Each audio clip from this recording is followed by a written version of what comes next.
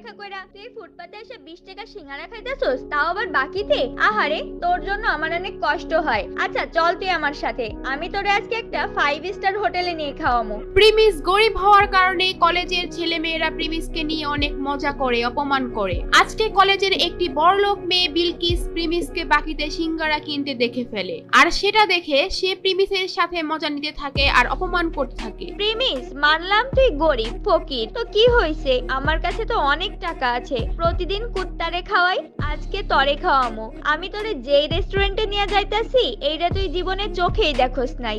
বিলকিস প্রিমিসকে যে রেস্টুরেন্টে নিয়ে যাবে সেটার নাম শুনে প্রিমিস রাজি হয়ে যায়। প্রিমিসের কোনো ধারণাই ছিল না ওই রেস্টুরেন্টে যাওয়ার পর যে কি একটা ঝাটকা খেতে হবে, কারণ এই রেস্টুরেন্টের মধ্যে বিলকিসের বয়ফ্রেন্ড বসেছিল আগে থেকেই। বিলকিস, এই প্রিমিস তোমার সাথে কি করে? এই ফকিররে তোমার সাথে রেস্টুরেন্টে কেন নিয়ে আইছো? আজকে কুত্তার জায়গায় এই ফকিরনির পোলা প্রিমিস রে কি খাওয়াইবা নাকি? শান বেবি, এমনিই নিয়ে আসছি ওরে, ওই দেখুক আমাদের মতো বড় লোকেরা কত দামি রেস্টুরেন্টে খাওয়া দাওয়া করি, ওই বুঝুক ওর কোনো ক্ষমতাই নাই আমাদের সাথে মিশার। ও যে কয় টাকা মাসে কামায় তত দিয়ে রেস্টুরেন্টে একবেলা খাবারও পাওয়া যাবে না।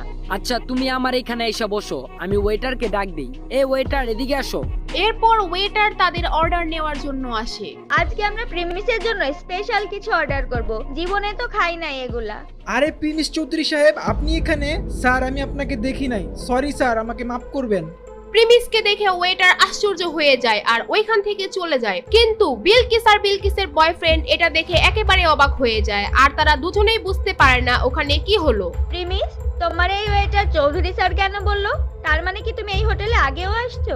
খুব তাড়াতাড়ি সব বুঝতে পারবে। কিছুক্ষণ পরে ওয়েটার 50,000 টাকা দামের একটা কোল্ড ড্রিঙ্কস নিয়ে আসে ওখানে আর বলে, চৌধুরী স্যার, এই যে নেন আপনার ফেভারিট কোল্ড ড্রিঙ্কস। এত দামি কোল্ড ড্রিঙ্কস? এই প্রিমিস, এত দামি কোল্ড ড্রিঙ্কস এর বিল কি তোর আব্বু দিব নাকি? এটা শুনে প্রিমিস একটু হাসতে থাকে, আর ঠিক তখনই ওয়েটার বলে, প্রিমিস চৌধুরী স্যারের বিল দেওয়ার কোনো দরকার নাই।